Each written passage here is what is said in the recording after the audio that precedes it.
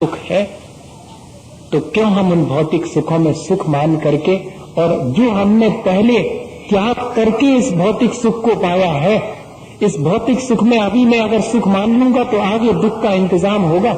मैंने पहले भौतिक सुख छोड़े होंगे तब मुझे आज ये भौतिक सुख मिले हैं। आज इन भौतिक सुखों में मैं अगर रच पच जाऊंगा तो आगे फिर ये भी नहीं मिलेंगे और आध्यात्मिक सुख तो मिलने ही वाला नहीं है।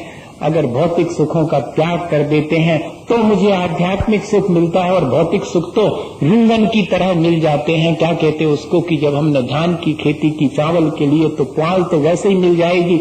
अगर हम इन भौतिक सुखों के प्रति निर्लोभ वृत्ति अपनी, जो हमें सुख सुविधा के साधन मिले हैं, जो हमें सामर्थ्य मिली है, उसका अगर हम सदुपयोग करें तो हम अपने सुख का इस जीवन में भी और अगले जीवन में भी बहुत अच्छे से इंतजाम कर सकते हैं। इसी भावना के साथ कि हम सब अपने जीवन में उस सच्चे सुख को प्राप्त करें जिससे कि हमारा जीवन अच्छा बने। बोलिए आचार्य गुरुवर विद्यासागर मुनि महाराज की। हे गुरुवर शाश्वत सुख दर्शक यह नग्न स्वरूप तुम्हारा है। जग की नश्वरता का सच्चा के दर्शन करने वाला है।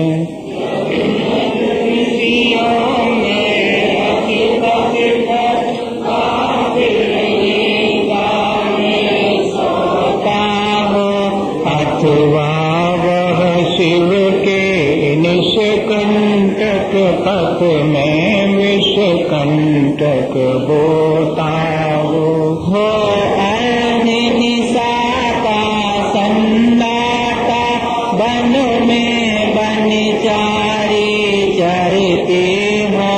तब शांत निराकुल मानस तुम तत्वों का चिंतन करते हो।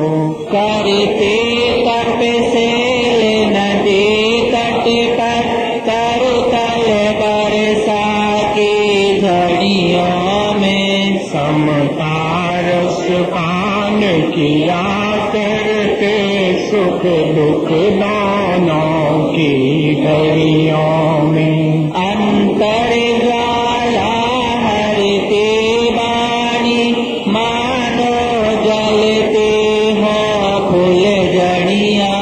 भवबंधन तड़ तड़ टूट पड़े खिल जावे अंतर की कलियाँ। तुम साता ही क्या कोई हो जग को दे दी जग की निधियाँ। दिन रात लुटाया करते हो शम शम की अविनश्वर मणियाँ। हे निर्मल देव तुम्हें प्रणाम, हे ज्ञान दीप आगम प्रणाम। हे शांति त्याग के मूर्तिमान शिव पथ पंथी गुरुवर प्रणाम।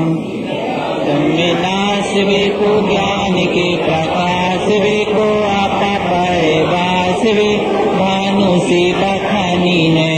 कहो द्रव्य जानवे को बंद विद्वानवे को सपर जानवे को परम प्रमाणी है। अनुभव बताए वे को जीवों की जताए वे कहु न सताए वे को भापे ओरे आनी है। वहाँ कहाँ तार वे को पार के उतार वे को सुख विस्तार